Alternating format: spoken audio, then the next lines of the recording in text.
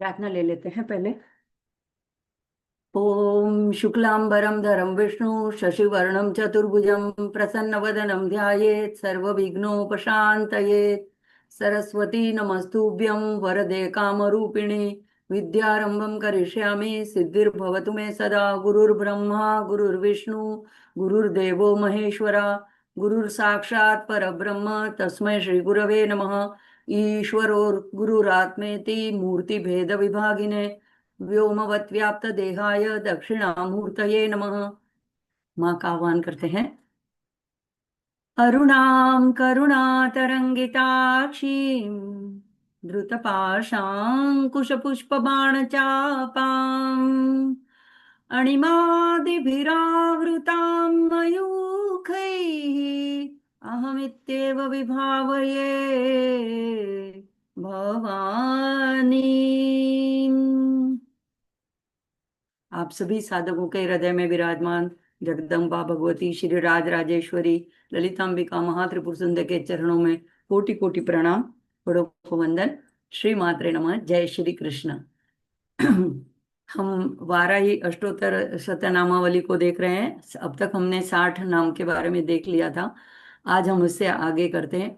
आज जो है बडली नौम लिखा है। तो आषाढ़ पक्ष की शुद्ध पक्ष की जो नवमी होती है, यानी गुप्त नवरात्रि का जो आखिरी दिन है, वो अबूझ मुहूर्त, बहुत ही शुभ मुहूर्त माना जाता है माँ की उपासना के लिए, मांगलिक कार्य करने के लिए, कुछ भी नया कार्य करने के लिए। क्योंकि अभी 2 दिन के बाद जब आषाढ़ी एकादशी आएगी तो चातुर्मास शुरू हो जाएंगे और भगवान विष्णु योग निद्रा में व्यस्त पहुंच जाएंगे। तो तब से फिर आज मांगलिक कार्य वर्ज्य हो जाते हैं। तो आज आखिरी का दिन है। तो हम लोग के गुजराती में इसको उजड़ नोम भी बोलते हैं।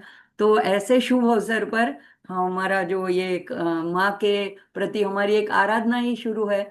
तो इसी नामावली के अर्थ के द्वारा हम माँ को अपना अ, समर्पण कर रहे हैं। तो आज के सत्र में अब आगे देखते हैं, 60 से आगे।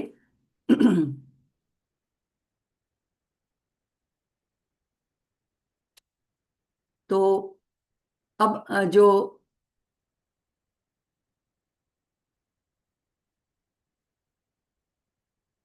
जो हम आगे का नाम है 61वां, जो मंत्र रूप नाम है, वो है ओम भयदायै नमः। तो हमको लगता है कि देखो, पहले तो अभय की बात आती है और अब यहाँ पे बोलते हैं कि भयदायै नमः। तो विरोधाभास नहीं है। जैसे ऊपर ये दोनों नाम ऊपर ऊपर से तो विरोधी लग रहे हैं, लेकिन भयदा है। ये भयदा जो भय उत्पन्न करने वाली माँ को नमन यहाँ पे किया गया है। उन वाराही माँ जो भय उत्पन्न करती है, लेकिन किसके लिए? तो दो अलग अलग अर्थ है। एक तो जो अधर्मी है उनके लिए ये भयदायिनी है। तो ऐसी जो है कि वहां पे वो दंडनाथा का रूप है। तो उनके अंदर अधर्मी जो है, अन्याय करते हैं, दुष्प्रवृत्ति करते हैं, तो हमारे शत्रुओं के लिए वो भय का कारण बनती है। लेकिन हमारे लिए वो तो हमेशा अभयकारिणी है। लेकिन साधक के लिए इसका क्या अर्थ निकलता है? तो साधक के भीतर भी अगर अभी तक उसका शुद्धिकरण नहीं हुआ है, अभी तक वो पूरी तरह से साधना में आगे नहीं बढ़ रहा है, तो उसके अंदर जो अहंकार है उसको ये भय दिलाती है। यानी हमारे अंदर का अहंकार कांप उठता है। हम जो हर एक काम में मैं कर रहा हूँ, मैंने साधना की, मैंने गुप्त नवरात्रि में इतना अनुष्ठान किया, ऐसे जो हमारे अंदर मैं अहंकार उठता है, उसका यह जो है निराकरण निराश करती है। तो यहाँ पे साधक के भीतर झूठ भी टिक नहीं सकता है और उसके अंदर से धीरे धीरे आसक्ति छूटने लगती है। तो ऐसा भय जो हमें गलत रास्ते पे जाने से रोकता है, तो ऐसे भय की हमारे लिए आध्यात्मिक अगर प्रगति करनी है तो उसकी जरूरी भी है। यानी कि हम किसी से तो हमें डरना चाहिए, हम बोलते हैं ईश्वर से डरो। तो उस प्रकार का भयदाय की यहाँ पे बात है। तो ये भक्तों के लिए सात्विक भय पैदा करती है, जिससे हम धर्म धर्म के मार्ग पे चले। अब जो 62वां नाम आता है 62, ओम बलि मांस महाप्रियायै नमः। तो यहाँ पे जो सामान्य अर्थ कोई करेगा कि बलि और मांस माँ को बहुत प्रिय है, तो ये गलत होगा। हमें हमेशा इसका गुढ़ार देखना है। तो बलि, किसकी बलि? तो बलि यानी अहंकार और वासना की बलि देनी है, और इसकी आहुति हमें देनी। तो साधक जो है वो साधना करता है तो यही उसका जीवन यज्ञ है, और उसमें उसने अपने अहंकार सहित क्रोध आदि, लोभ मोह, अब देखो सब में सब प्रखर रूप से होते हैं ऐसे नहीं है, किसी में क्रोध ज्यादा होता है, किसी में लोभ ज्यादा होता है। तो हमारे अंदर जो कुछ दुर्गुण है और जिससे हम परेशान हैं, हमारे आध्यात्मिक प्रगति में बाधा आ रही है, तो उसकी हमें इस नवरात्रि में माँ के चरणों में, इस साधना के यज्ञ में आहुति देनी है। तो उसकी बलि जब देता है साधक कि माँ मैं अपने अहंकार को आपके चरणों में झुकाता हूँ, आप इसको स्वीकार करें, मुझे इससे दूर करें, मेरे अंदर से इस अहंकार को, क्रोध को, मेरे जो भी विकार है उसको दूर करें। तो ऐसा जो माँ को बलि दिया जाता है, ऐसी उस उससे माँ जो है आनंदित होती है। अब माँ से यानी हमारे में पशु भाव है, पहले हमने देखा कि पशु यानी जो आसक्तियों से, विकारों से, वासनाओं से बंधा हुआ है। तो हम सभी जीव उसी श्रेणी में आते हैं, जो जीवन मुक्त है वो उससे परे है। लेकिन हम जब अभी साधना में हैं, गृहस्थ हैं और ये संसार में हैं, तो हम सभी संसारी पशु माने जाएंगे, उस श्रेणी में आते हैं। तो ये आंतरिक जो हमारे विकार है उसकी माँ बलि चाहती है, उसका मांस चाहती है माँ। तो ऐसी माँ वाराही को नमन है, जो साधक के विकारों की बलि स्वीकार करके उसका कल्याण करती है। तो इस गुप्त नवरात्रि में सारी हमारी जो नकारात्मक, तामसिक, ऐसी जो उग्र ऊर्जा है उनको माँ ग्रहण कर लेती है और उसको सकारात्मक ऊर्जा में बदल देती है। अब अगला नाम आता है ओम जय भैरव्य नमः। तो यहाँ पे दो नाम है, दो शब्दों से जुड़ा है यह नाम, जय और भैरवी। तो जय जो है यानी सबको पता है विजय, सफलता, पराजय का अभाव। और भैरवी जो भैरव की शक्ति है, वह जो देवी को अ, वह देवी जो अज्ञान भय अधर्म का नाश करती है उसको कहते हैं भैरवी। तो ऐसी जय भैरवी को यहाँ पर, ऐसी उन माँ वाराही को नमन है, जो सदैव विजयी विजय दिलाती है अपने साधक को, भैरव स्वरूपिणी है और धर्म की विजय कराने वाली है। तो यहाँ पे माँ वाराही जो है, जो साधक उसके शरण में जाता है उसको सर्वत्र जय, जीत, उत्कर्ष, सफलता प्रदान करती है। हर क्षेत्र यानी हर क्षेत्र, अब किसी को कोई क्षेत्र में जय की जरूरत है, कोई इंटरव्यू देने जा रहा है, कोई कोई ऐसी कोई स्पर्धात्मक परीक्षा देने जा रहा है तो उसमें उसको सफलता मिलती है, किसका कोई कोर्ट कचहरी में मामला चल रहा है तो उसमें वो सफलता प्रदान। हाँ, ये है कि आप सत्य के मार्ग पे हो तब, आप निर्दोष हो तब। ये नहीं कि गुनाह भी करो और फिर भी माँ से कहो कि मुझे जय दिलाओ। तो यह हर क्षेत्र में आंतरिक शत्रु में भी पूर्ण विजय दिलाती है। और भैरवी नाम जो है वो 10 महाविद्याओं में से एक प्रचंड शक्ति का नाम है, जो काल और मृत्यु भी उसे कांपने लगती है। तो ऐसी जो अकाल मृत्यु को हराने वाली है उस पर विजय दिलाती है। आजकल हम न्यूज में देखते हैं 35, 40, 45 ऐसे युवा युवा लोगों की एक्सीडेंट में अपमृत्यु होती है। तो ऐसी जो अकाल मृत्यु है उसको हरण करने वाली है। और तंत्र में भैरव का अर्थ है भरण, ये 3 अक्षर से भैरव शब्द बना है।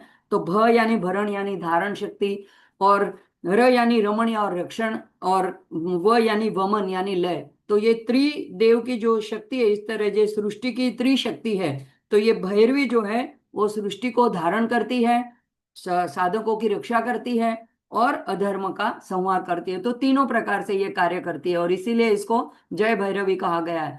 तो लेकिन जय का विशेष महत्व श्री विद्या में कहा है, हमें किस पे जय पाना है, तो हमें अविद्या पर, अहंकार पर, इंद्रियों पर और अंत में जन्म मृत्यु पर हमें विजय पानी है। तो जो जय भैरवी है वो साधक को आत्मिक विजय प्रदाता है। तो माँ वाराही जो समस्त भयों को दूर कर जीवन में हर संघर्ष में हमको विजय प्रदान करने वाली है, सृष्टि की आदि शक्ति रूप है, ऐसी माँ जय वाराही को हम नमन करते हैं। अब ओम कृष्णांगायै नमः। तो सामान्य अर्थ होगा कि जिनका वर्ण जो है, अंग जो है समस्त वो श्याम वर्ण है, ऐसी वाराही को नमन है। तो यहाँ पे जो वर्ण है उसके भी एक गूढ़ अर्थ होते हैं। जैसे श्वेत वर्ण है किसी भी कमल का या किसी देवी देवता का, तो वो शुद्धता और ज्ञान का प्रतीक है। अगर रक्त वर्ण है, तो जैसे हमें ललिता सहस्त्र नाम में देखा था, माँ को रक्त वर्ण प्रिय है, तो वो शक्ति, ऊर्जा, प्रेम, करुणा का प्रतीक, प्रतिनिधित्व करता है, प्रतीक है। इस तरह पीत जो है वो पालन और समृद्धि का प्रतीक है। तो यहाँ पे विष्णु को इसीलिए पीत वस्त्र, पीत पुष्प चढ़ाए जाते हैं, यानी पीले रंग के पुष्प, पीतांबर। तो इस तरह से यहाँ पे नील या कृष्ण वर्ण जो है वो अनंतता का, रहस्य का और परब्रह्म की अगाध गहराई का प्रतीक है। तो यहाँ माँ की त्वचा का वर्णन नहीं है, ये जो है माँ की अनंत चेतना से निर्मित जो उनका स्वरूप है उसको दर्शाया गया है कृष्णांगायै नमः।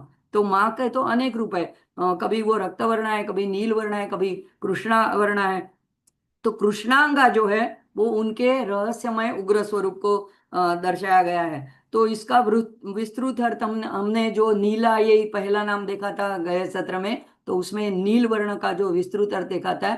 तो ये सारा यहाँ पे कृष्णांगाई में हम आता है। तो श्री विद्या में कृष्ण यानी काला नहीं, बल्कि अप्रमेय, अप्रमेय यानी जिसको नापा नहीं जा सकता है, जिसको जिसका कोई ताग नहीं लिया जा सकता है। जैसे अंधकार हो गहरा, अनंत आकाश हो, तो उसका कोई हमें अंत नहीं मिलता है। तो ऐसा अनंत अव्यक्त का जो प्रतीक है वो है श्याम वर्ण। और उसीलिए तंत्र में उसको महागुह्य वर्ण भी कहा गया है। तो कृष्ण भी ऐसे ही परम रहस्य भगवान है, उनका भी श्याम वर्ण है। तो ऐसी कृष्णांगायै को नमन है। तो यहाँ आगे का नाम आता है ओम परमेश्वर वल्लभायै नमः। तो यहाँ पे ये परमेश्वर और उसकी वल्लभा, तो दो शब्द है। तो ये दोनों शिव और शक्ति के अभेद को दर्शाने वाला नाम है। तो परमेश्वर सर्वोच्च चैतन्य परब्रह्म है, और वल्लभा यानी उसकी प्रियतमा है या प्रिया है, या उनकी अनंत अभिन्न शक्ति है। तो उन वाराही को माँ को नमन है जो परमेश्वर की प्रिया है और उनकी अभिन्न पराशक्ति है। तो वल्लभा यानी पत्नी के रूप में ही हमेशा नहीं आता है, अभिन्न शक्ति के रूप में, अविभाज्य स्वरूप के रूप में, जिसके बिना परमेश्वर की लीला प्रकट नहीं हो सकती। तो यहाँ परमेश्वर और उनकी शक्ति में अभेद दर्शाया गया है, ऐक्य दर्शाया गया है। तो हे माँ वाराही, जैसे आप परमेश्वर से पृथक नहीं है, वैसे ही मेरा मन भी आपसे पृथक ना हो। साधक के लिए माँ एक सेतु बन जाती है। आ, हमने ललिता सहस्त्रनाम में देखा था, तो वहां पे आता है शिव ज्ञान प्रदायिनी। तो ये भक्त को, साधक को हाथ पकड़ के शिव तत्व तक ले जाती है, जीव को शिव से मिलन करवाती है। तो ऐसी जो परमेश्वर वल्लभाए हैं उनको यहाँ पे नमन है। आगे आता है कई पाठ भेद है, कई नामावली में नुदा यही नमः है, कहाँ कहीं कहीं पे सुधा यही नमः है। तो नुदा यही नमः, तो ओम नुदा यही नमः, नुदा का अर्थ क्या होता है? हटाना, भगाना। दूसरा अर्थ होता है प्रेरित करना।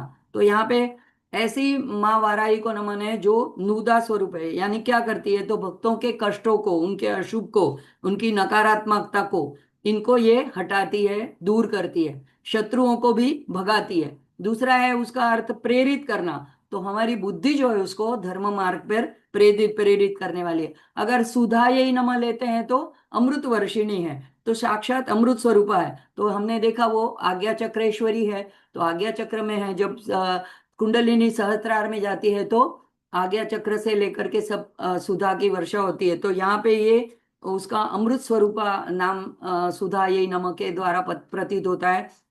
तो तृप्तिदायिनी है। तो जब इसका, इस नाम का जब जप करते हैं तो मानसिक शांति मिलती है, आरोग्यता मिलती है, समाधान मिलता है, तथा दैवी तृप्ति का हमें संचार होता है। तो आगे का नाम आता है ओम स्तुत्यै नमः। अब स्तुति से हमें लगता है प्रशंसा, माँ को प्रशंसा प्रिय है। जब मैं छोटी थी मुझे लगता था ऐसा क्या, भगवान को क्यों ऐसे खुशामद प्रिय है, भगवान को क्यों ऐसा लगता है कि उसकी हमेशा हमें वाह वाह करनी चाहिए। लेकिन ये हमारा अल्प ज्ञान होता है। तो यहाँ पे स्तुत्य का अर्थ क्या है? यहाँ स्तुति यानी स्तुति के योग्य जो है। तो उन महावाराई को नमन है जिसको समस्त देवता ऋषि मुनि भक्त द्वारा जो स्तुति की जाती है, स्तुति के योग्य है। तो यहाँ पे स्तुति का गहरा अर्थ सिर्फ प्रशंसा नहीं है। प्रशंसा और खुशामद से यहाँ पे हम संसार में लोग दूसरों को आगे की जिसका पद है, कुछ स्वार्थ है, तो उसको मस्का लगा के अपना काम निकाल लेते हैं। लेकिन यहाँ पे देवी क्या ऐसी है, उसको क्या है, खुशामद प्रिय है? नहीं। तो प्रशंसा यानी यहाँ पे देवी का हम वास्तविक स्वरूप का स्मरण करते हैं। जैसे अब यहाँ पे हम अष्टोत्तर शतनामावली का अर्थ देख रहे हैं, तो ये एक रूप से हम माँ का स्मरण कर रहे हैं, दूसरा कि उनके गुणों का चिंतन कर रहे हैं, फिर उनके प्रति हमारा जो ग्रेटिट्यूड है, कृतज्ञता का भाव है, वो हम माँ को प्रदर्शित कर रहे हैं स्तुति के द्वारा। हमारे ऊपर माँ का अनंत उपकार है, हमारे हमारे जीवन में उनकी अनंत कृपा है, तो उसके लिए हम कृतज्ञ होकर के माँ की प्रीति के लिए हम उसका स्तुति गान करते हैं। तो अपने हृदय को हम देवी के साथ एक रूप करने के लिए, एकाग्र करने के लिए स्तुति करते हैं। तो स्तुति केवल शब्द नहीं है, ये एक आध्यात्मिक साधना है। तो यहाँ पे माँ की आराधना में किसी किसी विशेष कठिन स्तोत्र की या किसी पाठ की विधि विधान की जरूरत नहीं है। माँ स्वयं संपूर्ण स्तुति का फल देती है। अगर हम हमको उनको इस नाम से जप करते हैं, ओम स्तुत्यै नमः। तो स्मरण ध्यान करने से साधक को और क्या लाभ होता है, तो हमारी वाणी जो है उसमें मधुरता आती है, तेज आता है, उसमें सत्यता आती है। तो ये आगे हमने माँ के अनेक गुण देखे, भक्तों के उपद्रवों का नाश करती है, जय भैरवी है, महेश्वरी है। तो ऐसे अनंत गुण है, इसलिए भी वो स्तुत्या है। जिनके पास इतने अनंत गुण है तो उनकी जरूरी स्तुति करनी चाहिए। तो किंतु उनकी महिमा इतनी अनंत है कि कोई भी स्तुति उसे पूर्णतः व्यक्त नहीं कर सकती है। तो हे माँ, मेरा जीवन ही आपकी स्तुति बन जाए, ऐसी हम प्रार्थना कर सकते हैं। तो समस्त ब्रह्मांड द्वारा, देवताओं द्वारा निरंतर पूज्या और सर्वश्रेष्ठ स्तुति के योग्य ऐसी माँ वाराही, उसको हम नमन करते हैं। और सच पूछा जाए तो ये शब्द और वाणी देने वाली भी वही है। तो एक रीत रीत से देखा जाए तो देवी देवी की स्तुति कर रही है। ऐसा अगर हम गहरा अर्थ इसका देखें तो उनकी कृपा से शब्द उत्पन्न होते हैं। तो वास्तव में देवी अपनी शक्ति से स्वयं अपनी स्तुति करवा रही है हमारे से। तो जब हम स्तुति करते हैं तो ऐसा हमारा भाव होना चाहिए, मैं स्तुति करती हूँ, ये भाव नहीं होना चाहिए। तो रामकृष्ण परमहंस हमेशा कहते थे कि माँ मुझे जो बुलवाती है वो ही मैं बोलता हूँ। तो वो माँ का यंत्र बन गए थे। तो ऐसी माँ को नमन है। अब आगे नाम आता है सुरेशान्य नमः। इसमें दो शब्द है, सुरेश और ईशानी। तो सामान्य अर्थ होगा उन माँ वाराही को नमस्कार है जो समस्त देवताओं की अधिष्ठात्री एवं स्वामी ने, ईश्वरी यानी ईशानी यानी ईश की, ईशानी यानी नियंत्रिता, शासक, अधिष्ठात्री, स्वामिनी। तो ऐसी जो शास्त्रों में देवताओं की विभिन्न शक्तियों का प्रतीक है सारे देवता। जैसे इंद्र है तो वो इंद्रियों के अधिपति है, अग्नि है तो तेज और ज्ञान के देवता है, वरुण है तो जल के देवता है, वायु है तो प्राण शक्ति, हमारे अंदर प्राण शक्ति है उसके देवता है, सूर्य जो है तो चक्षु के देवता है, प्रकाश के देवता है, कुबेर है तो धन संपदा के। तो इन सभी देवताओं की सभी दैवी शक्तियों का सामर्थ्य है, उनको देने वाली जो मूल शक्ति है वो है सुरेशानी। यानी देवताओं को जो शक्ति देती है और उनकी शक्तियों की अधिष्ठात्री, देवताओं की अधिष्ठात्री है। तो देवताओं की रक्षिका भी है, प्रेरिका भी है। तो साधक के भीतर जो है, हमारे अंदर भी देवता है, हमारे अंदर भी ये सारी शक्तियां हैं, हमारे अंदर बुद्धि है, विवेक है, प्राण है, वाणी है, स्मृति है। तो ये सारी हमारी जो शक्तियां हैं, उस दैवी शक्तियां हैं, उसका संचालन भी माँ करती है, इसीलिए भी उसको सुरेशानी कहा जाता है। और हमारे भीतर दैवी संपदा भी है। जैसे 16वें अध्याय की बात गीता में आई है, तो ऐसे जो अभय, सत्व, संशुद्धि, सत्य, अहिंसा, त्याग, मृदुता, तेज, क्षमा, तो ये पवित्रता, अद्रोह, तो ये सारी जो हमारी दैवी संपदा, दैवी गुण है, वो भी हमारी शक्तियां हैं। तो उसको जागृत करती है, उसको बल प्रदान करती है। तो समस्त देवताओं की परम स्वामिनी, देवलोक की रक्षक और सर्व हमारे अंदर की सात्विक शक्तियों को बल देने वाली ऐसी माँ सुरेशानी को यानी वाराही को प्रणाम करते हैं। आगे आता है ब्रह्मादि वरदायै नमः। तो ये है कि सिर्फ देवताओं को वर देती है ऐसी बात नहीं, जो सर्वोच्च देव है यानी ब्रह्मा आदि यानी ब्रह्मा, विष्णु, रुद्र। तो जैसे हमने माँ ललिता, ललितांबिका के बारे में देखा कि पंचकृत्य परायण। तो ये जो सारे सृष्टि का सृजन, पालन और संहार, लय हो रहा है, उसकी जो शक्तिदात्री है। तो ये सब भी देवताएं जो है माँ से वर मांगते हैं और उनकी आज्ञा से काम करते हैं। तो ये सारी शक्तियां माँ उनको प्रदान करती है। तो ये ललितांबिका के साथ उनका ऐक्य दर्शाते हैं, दर्शाता है ये नाम। तो ये हम अगर जो उन देवताओं को ये सब दे सकती है माँ, इतनी शक्ति प्रदान कर सकती है, तो हम जैसे सामान्य साधक की तो मांग ही कितनी है। तो ये इसमें उसको क्या असंभव है, यानी अत्यंत सहजता से वो हमें दे देती है। तो यह नाम साधक के मन में अटूट विश्वास दिलाता है कि माँ की शरण में आने के बाद जीवन में कुछ भी असंभव नहीं है, कुछ भी अप्राप्य नहीं है। तो हम क्या प्रार्थना करते हैं कि हे माँ, यदि आप ब्रह्मा आदि देवताओं भी आपकी कृपा के आश्रित हैं, तो मैं भी आपकी शरण में रहकर मैं भी वर मांगता हूँ। क्या वर मांगते हैं हम? ज्ञान, विवेक और भक्ति का वर मांगता हूँ। मुझे भी ऐसा वर देना, अंततः आत्म साक्षात्कार तक जो मुझे ले जाए। तो श्री विद्या में जो है वर, जो है वरदान है, वो धन का वरदान मांगना उसको वर नहीं माना जाता है। सर्वोच्च जो उसका अर्थ है वो ब्रह्म विद्या है। तो हम माँ से आत्मज्ञान का, ब्रह्म विद्या का वरदान मांगते हैं। आगे का नाम है ओम स्वरूपिण्य नमः। तो स्व यानी अपना स्वयं आत्मा, और रूपिण्य यानी वास्तविक स्वरूप। तो स्वरूपिण्य यानी जो अपने वास्तविक स्वरूप में स्थित है, तो उन वाराही माँ को नमन है जो अपने वास्तविक स्वरूप में स्थित है और समस्त जगत का भी वो वास्तविक स्वरूप है। तो जैसे नदी, तालाब, समुद्र, इन सब में वास्तविक चीज क्या है, तत्व क्या है, तो जल है। तो इसी तरह से जगत में अनेक रूप है, तो ये आत्म स्वरूप बन करके हर जीव के भीतर ये सच्चिदानंद के रूप में निवास करती है। तो जो व्यक्त रूप में भी है और जो अव्यक्त परब्रह्म रूप में भी है। तो आगे कहीं व्यक्त रूपों की बात हुई, तो यहाँ पे उसके परब्रह्म स्वरूपिणी अव्यक्त रूप की बात हुई। तो समस्त ब्रह्मांड के रूपों में प्रकट होने वाली साक्षात परब्रह्म ऐसी साक्षात मूर्ति माँ को जो जो स्वरूपिणी है, स्वरूपिणी रूपी है, वैसी वाराही देवी को मेरा प्रणाम है। तो आगे देखते हैं। ओम सूराणाम अभय प्रदाय नमः।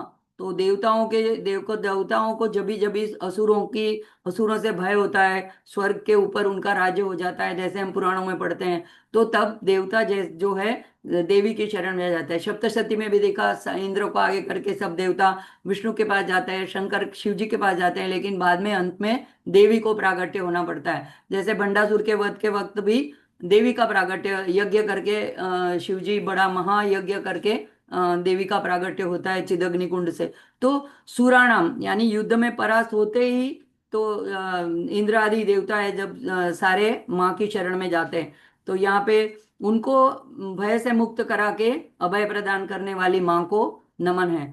आगे आता है वराह देह संभूता यही नमः। तो उन माँ वाराही को नमन है जो विष्णु के तीसरे अवतार वराह के दिव्य शरीर से प्रकट हुई, जिनका वहां से प्रागट्य हुआ, उनको यहाँ पे नमन है। तो वराह ये उद्धार का संकल्प है, वराह का संकल्प है कि मैं पृथ्वी का उद्धार करूं, और उस संकल्प की पूर्ति करने वाली जो क्रिया शक्ति है वो है वाराही। तो यहाँ पे हे माँ वाराही, हम उनको साधक के रूप से प्रार्थना करते हैं। जैसे आपने वराह तत्व के माध्यम से पृथ्वी का उद्धार किया, वैसे ही मेरे मन को अज्ञान मोह अहंकार के अंधेरे से उठा करके आत्मज्ञान के प्रकाश की ओर ले चले। आगे आता है श्रोणी भारा लसाये नमः। अब ये बहुत ट्रिकी नाम लग रहा है, जैसे कि माँ के शरीर के किसी अंग का वर्णन। श्रोणी जो है वो कटी के नीचे का भाग, इंग्लिश में जिसको पेल्विक रीजन कहते हैं, उसका वर्णन है। तो श्रोणी और भार और लता, ये तीन शब्द है यहाँ पे। तो भार यानी उसका भार, यानी पूर्णता का और गरिमा का प्रतीक जो भार शब्द उसका अर्थ निकलता है। और लसा, यही तो अलसा, ये शब्द संधि हुआ है वहां पे भार के साथ, भारा जो है वो अलसा। तो तीन शब्द है, श्रोणी भार अलसा। तो आलस नहीं, अलसा। तो अलसा यानी मंदगामिनी, जो धीरे चलती है, जो सहज गंभीर चाल वाली है, उसको अलसा कहते हैं। तो सामान्य अर्थ क्या हुआ कि उन माँ महाराई को नमन है जिनकी पूर्ण और गरिमामयी श्रोणी के कारण, श्रोणी यानी हमने देखा उनके कटी के नीचे के भाग के वर्णन संदर्भ है, उसके कारण उनकी चाल जो है स्वाभाविक रूप से मंद और राजसी है। तो जैसे ललिता सहस्त्र नाम में भी आता है कि मंदगामिनी, तो ये एक पूर्ण ऐसी राजसी वैभवी ऐसी स्त्री का, ऐसे स्वरूप का एक वर्णन है उनकी चाल का। तो यह स्वरूप माँ का पूर्ण मातृत्व और उनकी सृजन शक्ति और उसकी अगाध ममता का प्रतीक है। कटी स्थान जो है दूसरा तंत्र के हिसाब से अगर देखें तो मूलाधार, शरीर में मूलाधार से जुड़ा है। तो कंठाद कटी पर्यंत मध्यकूट स्वरूपिणी, फिर शक्ति रूप कट्य दो भाग धारिणी। तो कटी के नीचे का भाग है वो तीसरा कूट आ जाता है पंचदशी का और माँ का मंत्र में। तो वहां पे जो है मूलाधार से जुड़ा है, तो यहाँ माँ मूलाधार में पूरी स्थिरता और दिव्यता से विराजित है। तो ये अलसा, मंद और गर्मामयी चाल की के लिए अलसा शब्द यहाँ पे प्रयोजित किया है। तो जैसे ललिता सहस्त्रनाम में हमने देखा मराली मंद गमना। तो यहाँ पे माँ जो है पूरी सृष्टि का संचालन करती है, लेकिन बिना हड़बड़ाहट से। देखो हमारे घर में कोई आने वाला है, कोई प्रसंग है, अगर हमको घर का ही कुछ संचालन करना है तो हम हड़बड़ा जाते हैं, कुछ परिस्थितियां ऐसी आती है तो हम झुंझला जाते हैं। लेकिन माँ जो है पूरे विश्व का, पूरे ब्रह्मांड का संचालन करती है, क्योंकि माँ की वो क्रिया शक्ति है। तो यहाँ पे बिना हड़बड़ाहट के पूर्ण धैर्य और संतुलन के साथ करती है। तो यह माँ माँ के सौंदर्य का प्रतीक है, उनकी यौगिक स्थिति यानी कि योग में वो कहाँ पे स्थित है, और मंद गति को दर्शाता है। तो यहाँ पे शारीरिक वर्णन नहीं है, ये ऐसा कोई ना समझे। किसी सौंदर्य लहरी में देखो, कहीं पे ललिता सहस्त्र नाम के शुरू के मंत्रों में देखो, तो माँ के हमको लगता है शारीरिक स्वरूप का वर्णन है, लेकिन वो उसका तात्विक अर्थ हमें देखना चाहिए। तो श्रोणी यानी जहां से सृजन होता है, जहां से पोषण होता है, जो मातृत्व का संकेत देता है, तो मूलाधार से जुड़ा है इसलिए आधार तत्व है। तो यहाँ पे भार जो है वो केवल शारीरिक भार नहीं है, अनंत शक्तियों का भार, संपूर्ण जगत की जिम्मेदारी जिनके ऊपर है, वो संपूर्ण जगत की जो माता है, तो ये मातृत्व की जो पूर्णता है, उनका जो ऐश्वर्य है, उनकी जो गरिमा है, उसका यह संकेत है। अर्थात माँ संपूर्ण विश्व का भार धारण करती है, वो भी बहुत आराम से, मतलब सहजता से। तो हे माँ, आप जब संपूर्ण जगत का भार धारण करते हुए पूर्ण शांत, संतुलित और गरिमामयी हैं, तो वैसे ही मुझे भी, हम हमको क्या मांगना है, हम तो छोटी छोटी जिम्मेदारियां होती है माँ के कंपैरिजन में। तो हमारी जिम्मेदारियां, हमारे उत्तरदायित्व को निभाते हुए हमें भी ऐसा धैर्य, संतुलन ऐसा प्राप्त हो, ऐसी दिव्य शक्ति के साथ हम ये सारा कार्य कर सके, उसका वहन कर सके, ऐसी क्षमता हमें प्रदान करें। तो ये श्रोणी भारा लता ये नमः का ऐसा गुणार्थ निकलता है। आगे का नाम है क्रोधिन्ये नमः। तो सामान्य अर्थ होता है कि उन माँ वाराई को नमः, नमन है जो धर्म की रक्षा और अधर्म का विनाश करने के लिए उग्र क्रोध स्वरूप धारण करती। क्रोधिन्य यानी क्रोध से भरी हुई। तो यहाँ पे क्रोध एक प्रचंड ऊर्जा है, और इस नाम के जब से साधक के मन में का जो डर होता है, जो कायरता होती है, वो मिटाने का काम यह नाम करता है, क्रोधिन्य नमः। तो ये ऐसी शक्ति जो हमारे उपयोग में आए, साधक के उपयोग में आए, उसलिए इस नाम का जप करना है। तो यहाँ पे साधक के मन में ये सारा डर और इसका कायरता मिटाकर अद्भुत साहस और उसको आत्मबल प्रदान करती है, उसका संचार करती है हमारे अंदर। तो माँ जो साधक के भीतर भीतर क्राम, क्रोध, लोभ ऐसे जो विकार हैं, उनको भी अपनी क्रोधाग्नि में जला करके भस्म कर देती है। तो जिससे हमारा मन शुद्ध होता है। और फिर रुद्री में भी देखो, शिव जी की जो आराधना शुरू होती है, तो उसमें उनके बाणों को, उनके आयुधों को, साथ में उनके क्रोध को भी नमन आता है। तो यहाँ पे क्रोध जो है वो विकार नहीं है, हमारा क्रोध है वो विकार है। माँ का जो क्रोध है वो दिव्य उग्रता है। तो जो धर्म की रक्षा के लिए, भक्तों की रक्षा के लिए, हमारे अज्ञान के नाश के लिए होता है। तो दुर्गा सप्तशती के चौथे अध्याय में जब देवता जब माँ की स्तुति करते हैं, शक्रादे स्तुति में, तो वहां पे क्या कहते हैं, केनोपमा भवतु तेस्य पराक्रमस्य रूपं च शत्रु भयकारति हारिकुत्र चित्ते कृपा समर निष्ठुरता च दृष्टा त्वय्येव देवी वरदेतु भुवनत्रयेपि। तो यहाँ के कहता है कि आपको हमने ऐसा क्रोध देखा नहीं है जो शत्रु को भयकारी ऐसा आपका रूप है, पराक्रम ऐसा हमने देखा, आपके सदृश कौन है। लेकिन आपके पास क्या है, चित्त में कृपा है, और समर में यानी युद्ध में हमको निष्ठुरता दिख रही है, जैसे वध कर रही है आप महिषासुर का। तो यहाँ पे ये माँ के पास जो होता है वो करुणामय क्रोध होता है, हमारे उत्कर्ष के लिए क्रोध होता है। तो हे माँ, मेरे भूतर के दोषों के प्रति आप क्रोधी नहीं बने, किंतु मेरे प्रति आप करुणामयी माता बनकर मुझे शुद्ध करें। तो ये क्रोधिन्य नमः। फिर आता है ओम नीलास्याय नमः। तो नील और आस्य, आस्य यानी मुखमंडल। तो यहाँ पे सिर्फ मुख का वर्णन नहीं है। हम सामान्य अर्थ देखें तो ऐसा आता है कि हम उन माँ वाराई को नमन है जिनका मुखमंडल गहन नील वर्ण है। लेकिन मुख का संबंध किससे है, तो मुख का संबंध वाणी से है, वाणी के द्वारा ज्ञान से है, आदेश देने के लिए, अनुग्रह करने के लिए, मंत्र शक्ति से है।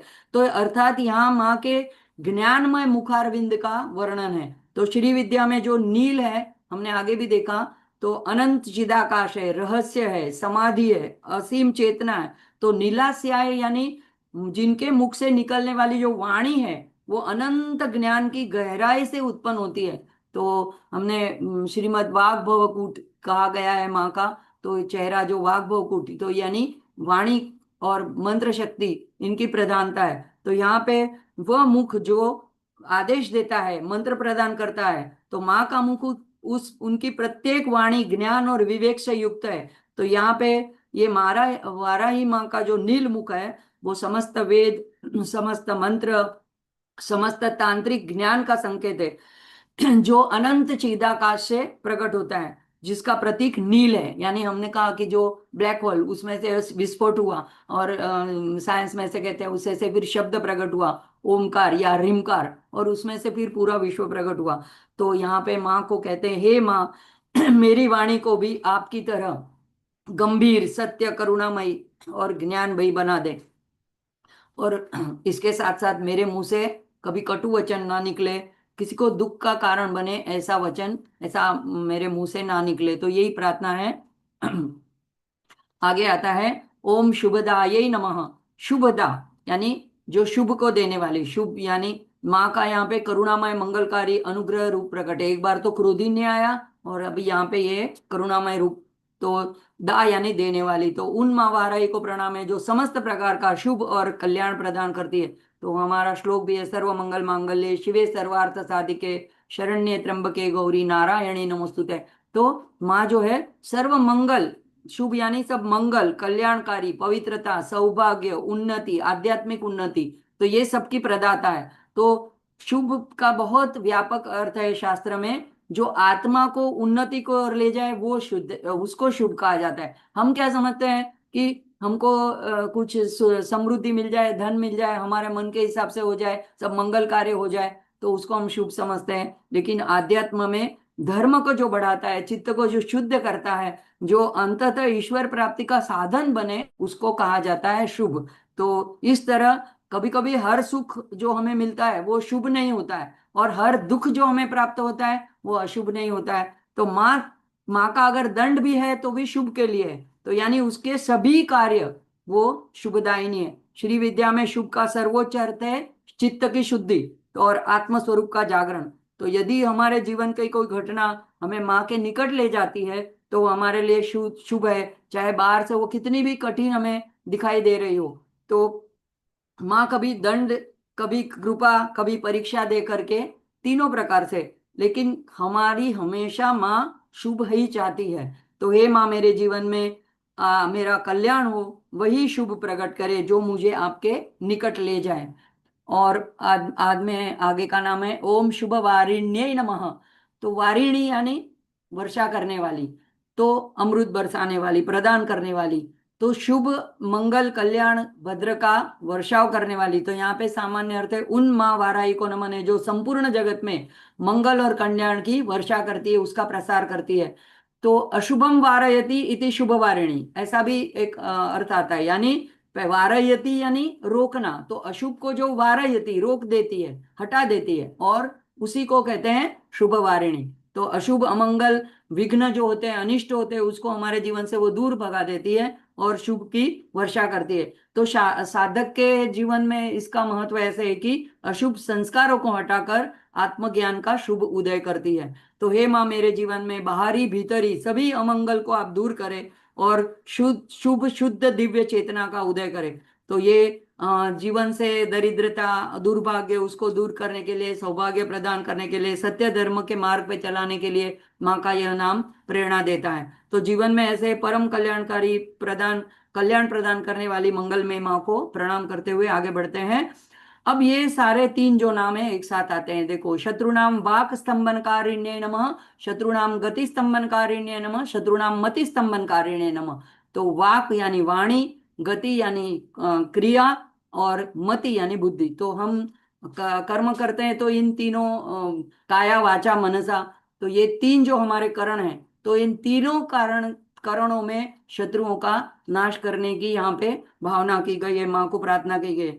तो ये पहले जो वाक स्तंभन की बात आती है, स्तंभन यानी रोक देना, उसको स्थगित कर देना। तो यहाँ पे स्थिर कर देना, निष्प्रभावी कर देना। तो ये वाक यानी वाणी। तो यहाँ पे 10 महाविद्याओं में जो बगलामुखी है उसके साथ माँ का ऐक्य दर्शाया गया है। तो ये जो वाराही स्वरूप है वो बगलामुखी के साथ उनका यहाँ पे इस नाम से ऐक्य बताया गया है। तो उन वाराही को नमन है जो शत्रुओं की वाणी को स्तंभित कर देती है। अब सामान्य अर्थ क्या होगा? यदि कोई व्यक्ति असत्य आरोप लगाता है साधक के ऊपर, अगर साधक निर्दोष है, सच्चा है, अगर अन्यायपूर्वक उसका अपमान कर रहा है, षड्यंत्र रचा रहा है और धर्म के विरुद्ध उसकी वाणी का दुरुपयोग कर रहा है, तो माँ ऐसी वाणी को निष्फल कर देती है।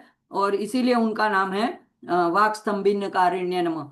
तो स्तंभन हमेशा हानि पहुंचाने के लिए नहीं होता है, देखो यहाँ धर्म की रक्षा के लिए उसका साधन है, ये प्रतिशोध बदला लेने के लिए नहीं है। तो तंत्र में अगर उसका कोई गलत तरीके से उपयोग कर रहा है, हम भक्ति मार्ग की बात कर रहे हैं, तो यहाँ पे हम जो करते हैं धर्म की रक्षा के लिए का साधन है। और साधक की दृष्टि से हम क्या देखें तो, हे माँ मेरे भीतर जो नकारात्मक विचार, अहंकार और अविद्या की वाणी है उसको आप स्तंभित करें। और माँ सत्यवाणी की रक्षा करती है। तो साधक की वाणी में क्या होता है, अगर ये वाणी हट जाए हमारी नकारात्मक और अहंकार युक्त, तो उसमें तेज प्रभाव भर देती है। तो ये स्तंभन जो है वो अधर्म के लिए है, सत्य के लिए स्तंभन नहीं है, सत्यवाणी के लिए स्तंभन करना ऐसी बात नहीं। तो ये दूसरा आता है गति स्तंभन। तो यहाँ पे गति यानी कार्य शक्ति को रोक देने के लिए प्रार्थना है। तो यहाँ पे हम मन वाणी और शरीर से हमने देखा कर्म करते हैं, तो यहाँ पे गतिविधियां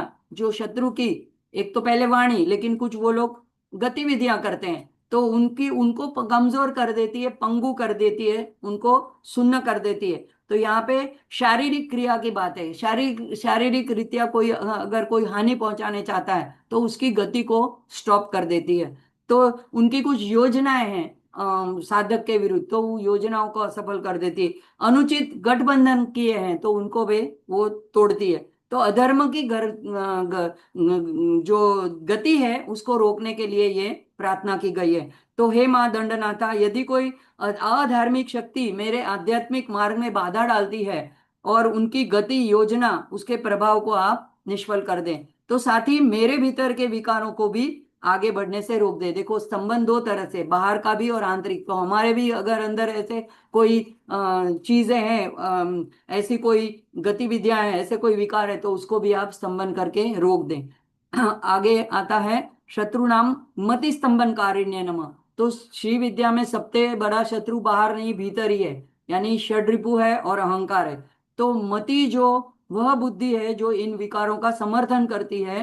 तो इसीलिए हमारी मति कभी कभी क्या है, हम कुछ काम करना चाह रहे हैं, अगर हम गलत करते हैं तो हम बुद्धि से क्या है उसको जस्टिफाई कर लेते हैं, नहीं नहीं उसने ऐसा किया ना तो फिर मैंने तो ऐसा करना ही चाहिए कि नहीं, तो मैं तो ऐसा ही करूंगी। तो ये जो अहंकार कहता है कि मैं ही श्रेष्ठ हूं, मुझे ही सब कुछ चाहिए, मैं ही जीतू, तो माँ इस विकृत मति को साधक की रोक लेती है। और ऐसी वाराही को नमस्कार है। और अगर कोई शत्रु अधर्मी है और दुष्ट बुद्धि वाला है और किसी कुटिल योजनाओं से और ऐसी कोई प्रवृत्तियों से वो कोई निर्णय लेना चाहता है, तो उनकी मति को भ्रमित कर देती है।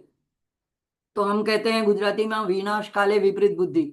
तो जब विनाश काल आता है तो उस व्यक्ति की बुद्धि विपरीत कर देती है माँ, तो उस तरह से उसका विनाश हो जाता है। तो प्रार्थना है, हे माँ मेरे भीतर की स्वार्थ पूर्ण अविवेकी बुद्धि को रोक दें। तो हम अपने विकारों को नष्ट करने की, उसको स्तंभित करने की बात करते हैं, यहाँ पे हम कहते हैं हमारी कार्य शक्ति को रोकने की बात, और यहाँ पे बुद्धि को रोक दें। तो जैसे गायत्री मंत्र में कहते हैं कि बुद्धि को सन्मार्ग में प्रेरित करो, यहाँ पे बाराही का भी गायत्री मंत्र है।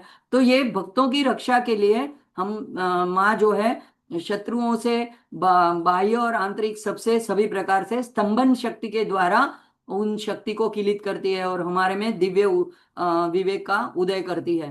तो ऐसी माँ को यहाँ पे नमन किया गया है। तो आगे देखते हैं। ओम साक्षी स्तंभन कारिण्य नमः।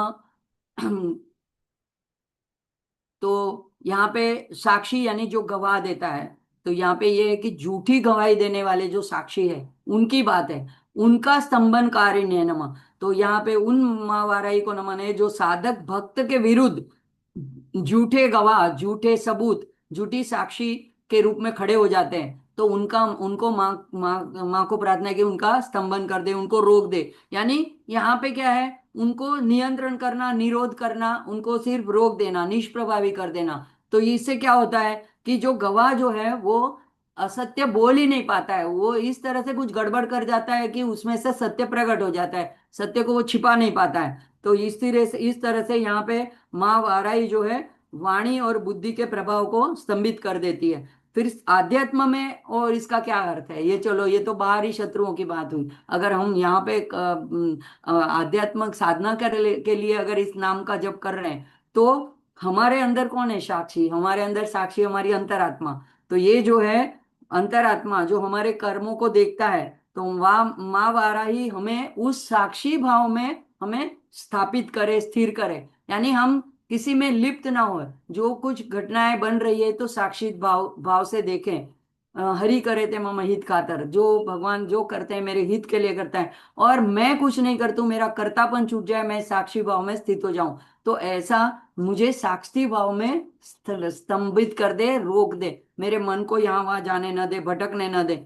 तो हमें जो आत्म साक्षात्कार और गहरे ध्यान में जाना है, तो हमारे मन को भटकने से रोकना है, तो उसको भी स्तंभित कर दे और हमको आत्म भाव में रखे। अच्छा, तीसरा बहुत अच्छा अलग मुझे जो लगा, ऐसा अर्थ दिखाया गया है कि कर्मों के दुष्प्रभाव को, बुरे प्रभाव को मार रोकती है। अभी कैसे, तो हमारे पुराणों में कहता है कि एक चित्रगुप्त है जो कुछ हमारी सारी गतिविधियां, हमारे कर्मों की वो लेखनी उसके पास हिसाब किताब होता है।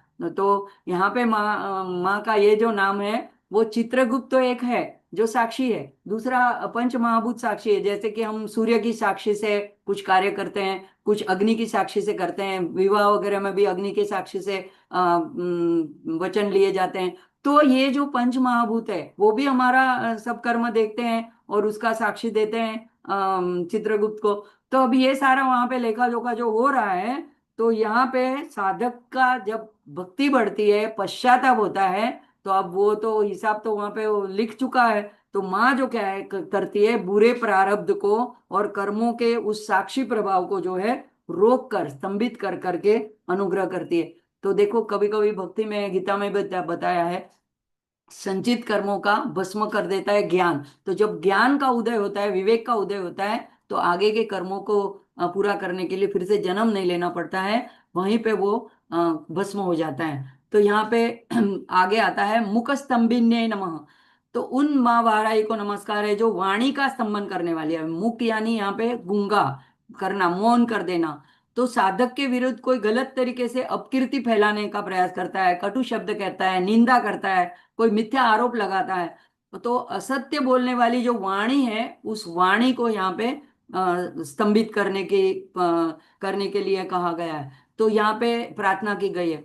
अब यानी असत्य और अधर्म की वाणी को गूंगा ही कर दीजिए, कर दो माँ। तो ये कर देती है, करने वाली है, इसीलिए उसको नमन है। तो अध्यात्म में क्या होता है, अब हमारे मन में विचारों का कोलाहल चलता है, आंतरिक जो संवाद, हम अंदर अंदर ही बातें करते रहते हैं, बाहर से मौन है तो भी अंदर में कुछ ना कुछ हमारा संवाद चलता रहता है, इसको मेंटल चैटरिंग बोलते हैं। तो उसे माँ शांत कर देती है, मुख मौन कर देती है। तो साधक को मौन में स्थापित करती है, जहां पे परावाणी है। परावाणी से क्या होता है, परावाणी का जब हम परावाक का अनुभव करते हैं, जो चतुर्थ रूप है वाणी का, तो उसमें गहरे समाधि में और ध्यान में हमें आगे बढ़ाती है। तो साधक क्या कहता है, हे माँ, वाणी को, मन मन को मौन में स्थिर करके मुझे परम सत्य का अनुभव कराएं। तो यहाँ पे अभी व्यावहारिक इसका फल अगर देखें, तो ये भी बताया गया है कि अगर कोई इंटरव्यू में जा रहा है, कोई कहीं किसी से वाद विवाद चर्चा कर रहा है, डिबेट कर रहा है, और उसमें भी कोई गलत तरीके से उसको काटने की, नीचा दिखाने की कोशिश कर रहा है, तो उसके उसके भी विपक्ष की जो तर्क बुद्धि है, वो तर्क शक्ति को क्षीण करने के उनकी वाचा को मौन कर देती है। तो सच्चे साधक को ये सफलता दिलाती है, विजय प्राप्त कराती है। तो ये इसका व्यावहारिक फल भी बताया गया है। तो अगर इंटरव्यू में कोई जा रहा है, तो ये मुख स्तंभिन्य नमः का ना स्मरण भी कर जप कर सकता है। आगे आता है जिह्वा स्तंभिन्य नमः। तो यहाँ पे उन माँ वाराही को नमन है जो जिह्वा, वाणी जो है वो उसका मुख्य साधन जो है जिह्वा है। जिह्वा अगर किसी की कट गई है या नहीं है, तो वो तोतला हो जाता है या बोल नहीं पाता है। तो शत्रु की ऐसी झूठी, कटु, अन्यायपूर्ण वाणी को रोक देने की यहाँ पे प्रार्थना है। तो साधक का अगर कोई अपमान करना चाहता है, अपशब्द कहना कहता है, उसके मान सम्मान को ठेस पहुंचाना चाहता है, या उसको समाज में बदनाम करना चाहता है, तो उसकी जिह्वा को किलित कर देती है। तो यहाँ पे उसका गला और मुख का साथ ही नहीं देता, वो बोल ही नहीं पाता है। तो इस तरह से स्तंभन करने की यहाँ पे बात है। तो यह नाम न्याय और धर्म की रक्षा के लिए है, माँ की शक्ति का प्रतीक है। अगर कोई निर्दोष है तो उसकी वाणी को रोकने की बात नहीं है। अब देखो, मुख स्तंभिनी और जिह्वा स्तंभिनी दोनों एक जैसे लग रहे हैं, तो उन उन दोनों में क्या फर्क है? तो मुख स्तंभिनी जो है वो बोलने की संपूर्ण प्रवृत्ति का स्तंभन करती है, यानी साधक को मौन की ओर ले जाती है, ऐसी शक्ति है। जैसे हमने देखा, मौन परावाक तक लेके जाती है। और जिह्वा स्तंभिनी क्या है? तो ये विशेष रूप से जिह्वा और वाणी को नियंत्रित करने वाली शक्ति है। तो असत्य का भाषण, अनुचित भाषण हो, कभी कभी हम मिथ्या गप्पा गोष्ठी ऐसे करते हैं जिसका कोई अर्थ नहीं होता है, तो ऐसी जो उसमें जो हमारी शक्ति का व्यय होता है उसको रोकने वाली जो शक्ति है वो जिह्वा स्तंभिनी है, लेकिन ऐसा बोलने से हमें रोक देती है। तो साधक की वाणी में क्या होता है? ओज और सत्यता आती है। तो आध्यात्मिक स्तर पर अगर देखें तो साधक की अपनी जीवा को भी पवित्र करती है। तो हमारे अंदर भी, हम सब सामान्य है व्यक्ति है, तो हमारे अंदर भी दूसरों की निंदा करना, झूठ बोलना, हम चाहे न चाहे प्रत्यक्ष अप्रत्यक्ष हमारे सभानता से या अभानता से कभी ऐसे शब्द और ऐसी वाणी और ऐसी चर्चा हमारे मुंह से निकल जाती है। तो ऐसी बुरी आदतों को रोकती है माँ, और वाणी को प्रभावी और पवित्र और सत्यवती बनाती है। तो जैसे लोग ये कहें कि ये व्यक्ति कभी झूठ नहीं बोलता, तो ऐसा अगर उसका मान सम्मान हो जाता है जब वो हमेशा सत्यवाणी बोलता है, जब माँ उसकी इस तरह से उसके ऊपर कृपा करती है, तो उस लोग उस साधक के वचनों पर विश्वास करने लगते हैं। जैसे संत महात्मा होते हैं, उनके विश्वास पर, वचनों पर हम विश्वास कर देते हैं आंख बंद करके, नहीं उन्होंने कहा तो ये सत्य है, रामकृष्ण परमहंस ने ऐसे कहा तो ये ऐसा ही है, उसमें हमें फिर संशय नहीं होता है। तो ऐसी हमारी जिह्वा होए, ऐसी हमारी वाणी हो, इसलिए ये प्रार्थना है। आगे आता है, ओम दुष्टानाम निग्रह कारिण्ये नमः। तो निग्रह कारिणी यानी दमन, नियंत्रण, दंड और वश वश करने वाली शक्ति है। तो उन माँ वाराही को नमन है जो दुष्टों का निग्रह करने वाली है। तो माँ वाराही वाराही जो है दंड नायिका है, तो उनका कार्य सिर्फ दंड देना नहीं है। तो क्या करते हैं तंत्र में कि अधर्म और अत्याचारी और उसके अभिमान को तोड़ना है। तो यानी दंड देना है, लेकिन अलग अलग तरीके से दंड देते हैं। तो साधकों को कष्ट देने वाली जो अदृश्य शक्तियां हैं उनको माँ वश कर लेती है, बांध देती है और उनका नाश करती है। भूत प्रेत, जादू टोना, कोई किसी के ऊपर कोई नजर दोष, तो ऐसी सारी आसुरी और तामसिक जो ऊर्जा है उनका नियंत्रण माँ करती है। धर्म की रक्षा के लिए माँ उचित दंड भी देती है। तो इस तरह ब्रह्मांड की सर्वोच्च न्याय व्यवस्था की वो सेनाध्यक्ष है। तो ऐसे जो आतंकी लोग होते हैं, जो पापी लोग होते हैं, अधर्मी लोग होते हैं, उनकी बल सत्ता का पूर्ण निग्रह करके अन्याय और अत्याचार का अंत करती है। तो निग्रह और स्तंभन में क्या अंतर है? तो स्तंभन है यानी किसी शक्ति को, किसी की गति को, किसी के कर्म को, जो हमने तीन प्रकार के स्तंभन देखे, मुख, जिह्वा और वाणी का, तो ये स्तंभन जो है यानी रोक देना, लेकिन ये अस्थायी रूप से, लेकिन उतने घटना के लिए उसको रोक देती है। लेकिन निग्रह यानी उनको नियंत्रण में करना, अनुशासन में लाना, उनको दमन करना, उनको अगर कोई बुरी आसुरी शक्तियां हैं तो उनको बलपूर्वक वश करना, उनको कैद करना, तो ये आवश्यकता हो तो दंड देना। तो ये दोनों में थोड़ा फर्क है। तो इस तरह से आगे आता है, ओम शिष्टानुग्रहकारिण्ये नमः। तो शिष्ट यानी सज्जन। अब तो दुष्टों की बात हुई, तो अभी शिष्ट की बात है। शिष्ट किसको कहते हैं? तो शास्त्र में जो सज्जन है, जो सच्चे भक्त है, जो धर्मनिष्ठ है, जो सदाचारी है, जो धर्म की राह पे चलते हैं, उनको शिष्ट कहा गया है। तो यहाँ पे उनके ऊपर अनुग्रह करने वाली ऐसी जो माँ है उसको, उनको यहाँ पे नमन किया है। सज्जन एवं धर्मिष्ठ जनों पर अनुग्रह करने वाली माँ को नमन किया गया है। तो यहाँ पे जो सदाचारी हैं, दुर्जनों, दूसरों को हानि नहीं पहुंचाते, धर्म के मार्ग पे चलते हैं, माँ की शरण में, ये खास बात है, माँ की शरण में उन पर अनुग्रह करके माँ रक्षा करती है, कृपा बरसाती है, आशीर्वाद देती है, दया करती है, अनुकंपा करती है। और ये निस्वार्थ उनका प्रेम उनके ऊपर बरसता है, और इसीलिए उसी को हम कृपा कहते हैं। यानी वो उन्हें आत्मज्ञान के रास्ते पे ले जाती है और साधक को अंततः जो है आध्यात्मिक उन्नति करा करके मोक्ष प्रदान करती है। तो जो ऐसी महावाराही है, जो सज्जन और सत्य के मार्ग पर चलने वाले भक्तों को अपनी अगाध कृपा और वात्सल्य बरसाने वाली है, करुणामयी है, उनके चरणों में यहाँ प्रणाम किया गया है। तो अनुग्रह का जो सर्वोच्च अर्थ है वो आत्मज्ञान की प्राप्ति है। और साधक को शिव शक्ति का ऐक्य का अनुभव कराती है। तो यहाँ पे इन दोनों नामे में पिछले में जो है न्याय और करुणा दर्शाना है, और यहाँ पे इसलिए अधर्मियों को दंड देना है, और यहाँ पे जो है धर्मनिष्ठ को लोगों के ऊपर, सज्जनों के ऊपर कृपा और करुणा को बताया। तो गीता में भी यही बताया, परित्राणाय साधुनाम विनाशाय च दुष्कृताम धर्म संस्थापनार्थाय संभवामि युगे युग में। तो यहाँ पे माँ भी यही दोनों कार्यों का संकेत ये दोनों नामों में, दुष्टों का निग्रह करना और शिष्टों के ऊपर अनुग्रह करना। तो साधक जो है यही भावना रखता है कि हमें देवी माँ की कृपा प्राप्त हो, तो इसके लिए हमें क्या करना है, तो हमें शिष्ट बनना है, और हमें सदाचार, गुरु भक्ति और माँ की शरणागति लेनी है। अब आगे आता है, सर्व सर्व शत्रु क्षयकारिण्ये नमः। तो यहाँ पे वाराही देवी को नमन है, जो सभी प्रकार से शत्रुओं का नाश करने वाली है। यानी क्षय यानी केवल किसी व्यक्ति का नाश नहीं, बल्कि शत्रुता का नाश, अन्याय बाधक शक्तियों का नाश, उनको क्षीण कर देना, उनको समाप्त कर देना। तो प्रकट और अप्रकट, जो हमें गुप्त और अप्रत्यक्ष, जो हमें प्रत्यक्ष शत्रु दिखते हैं, जो नहीं दिखते हैं, कभी कभी हमारे अपने ही हमारे शत्रु बन जाते हैं, हमारी उन्नति से उनको ईर्ष्या होने लगती है, हमें पता नहीं चलता है। हमेशा दुष्ट लोग ही हमारे शत्रु होते हैं ऐसी बात नहीं है, कभी कभी हमारे प्रियजन, हमारे अपने जिनको हम मानते हैं, वो ही हमारे शत्रु बन जाते हैं। तो ये जो सारे जो है और हमारे आंतरिक विकार है, ये सभी विरोधियों और समस्त नकारात्मक बाधाओं को समूल नाश करके पूर्ण विजय प्रदान करने वाली जो है उस महाराई को प्रणाम है। अब निग्रह और क्षय, ये दोनों में क्या फर्क है? तो निग्रह करना यानी दुष्टों को नियंत्रण में करना, अनुशासन में करना, उनको दमन करना, और क्षय यानी जब अधर्मियों का सुधार करना संभव ही ना हो, तो उसके मूल कारण को पूर्ण रूप से अंत करने का। तो हमें माँ से हमारे सभी शत्रुओं के बाह्य और आंतरिक, बाह्य से भी ज्यादा आंतरिक के क्षय की प्रार्थना करनी है। आगे आता है, शत्रु साधन कारिण्य नमः।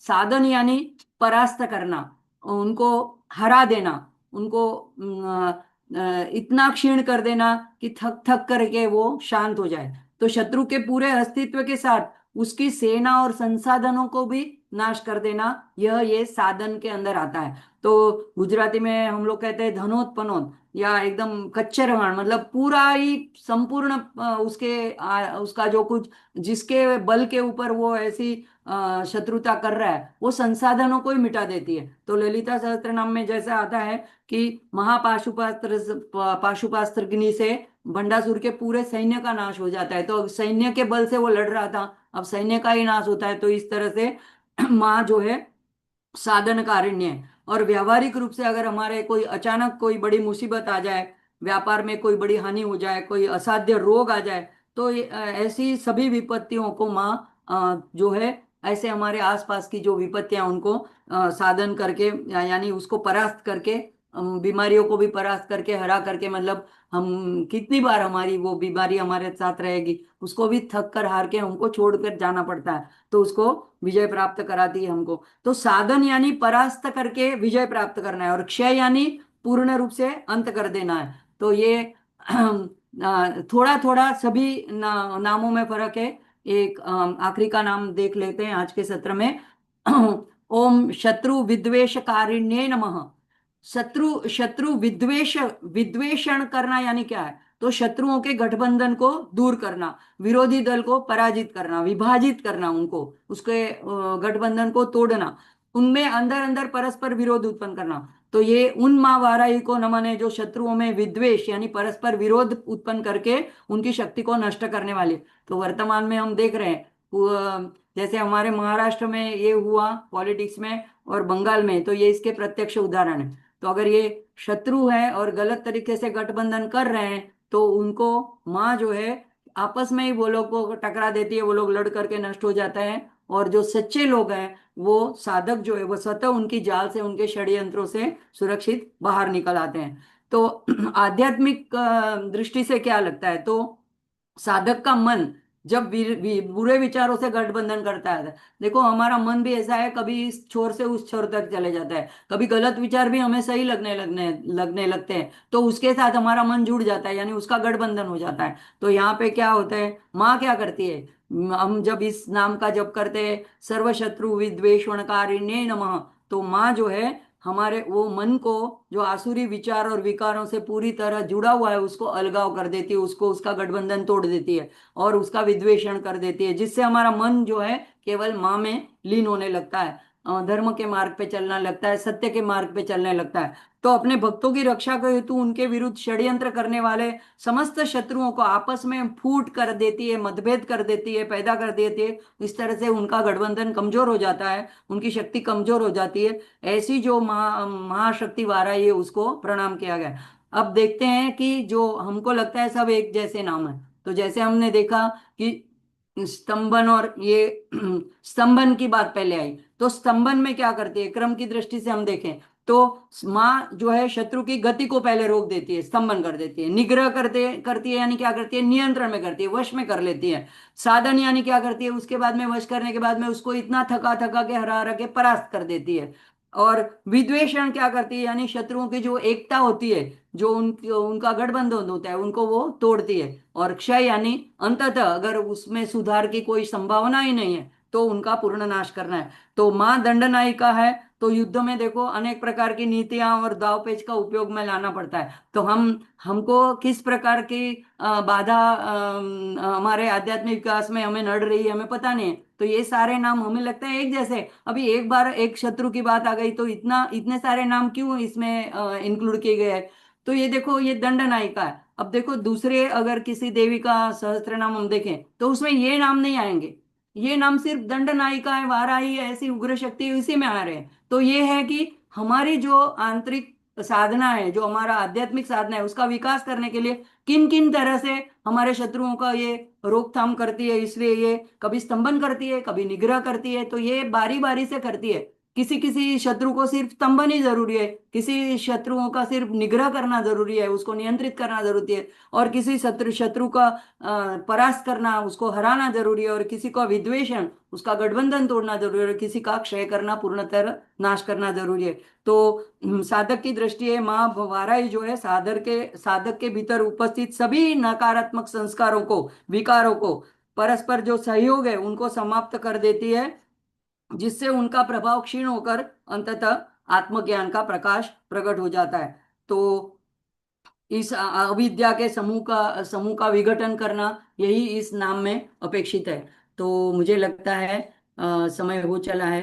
तो अ, लगा था कि आज हो जाएगा पूरा, फिर अभी भी कितना भी जल्दी करें, अगर माँ के नाम को हम न्याय नहीं दे सकते हैं तो मुझे आनंद नहीं आता है। शायद आप लोगों को लगता होगा कि देखो कितना लंबा हो रहा है, लेकिन माफ कीजिएगा, मुझे लगता है और एक सेशन लेना पड़ेगा जिससे ये बाकी के नाम माँ के उसके गहरे गुणार्थ को हम देख पाएंगे। तो सभी का आभार प्रकट करते हुए, सभी साधकों को नमन करते हुए, मीर भाई और जागृति बहन जिस जो मुझे पीडीएफ बनाने में हमेशा मदद करते हैं, उन सबका आभार प्रकट करती हूँ।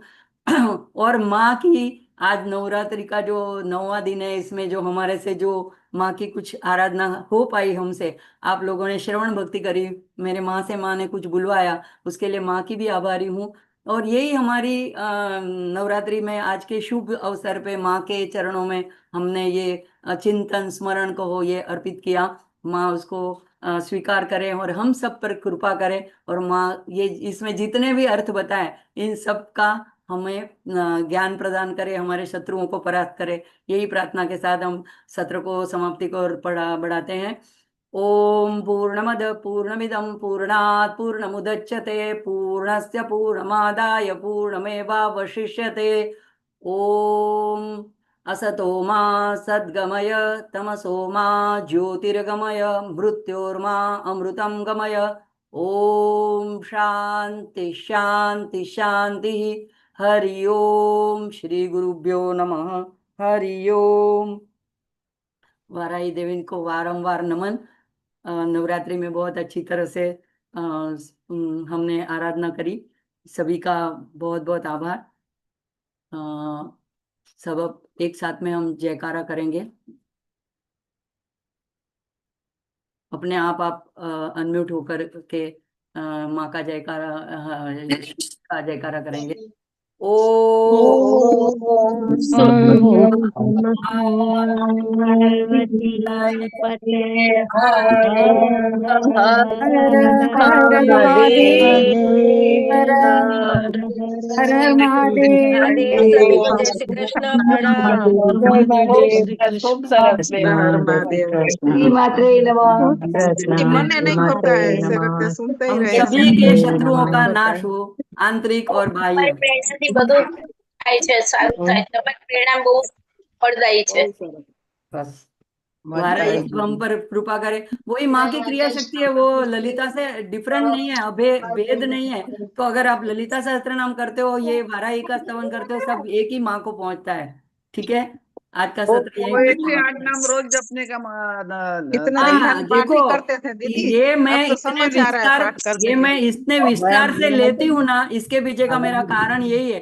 अगर ऐसे ही मैं बोल दूं, एक स्तोत्र बोलना है, और अगर एक बार हम बोल लें, 5 मिनट भी नहीं लगते हैं ये 108 नाम जपने में, तो इसका इतना प्रभाव नहीं होगा। लेकिन अगर हम इसके अर्थ जानेंगे, इसका महत्व जानेंगे, हमारे जीवन में, साधक के जीवन में इसका क्या प्रभाव है, तो पहले अगर आप पूरे नवरात्रि में करोगे, फिर आदत बन जाएगी। मेरी तो ऐसी ही हर बार आदत बनती है। तो पहले मैं अष्टोत्तर शतनाम द्वादश नाम लिया था पिछले साल में, तो पूरे साल वो मेरी पूजा में मैंने इंक्लूड कर लिया।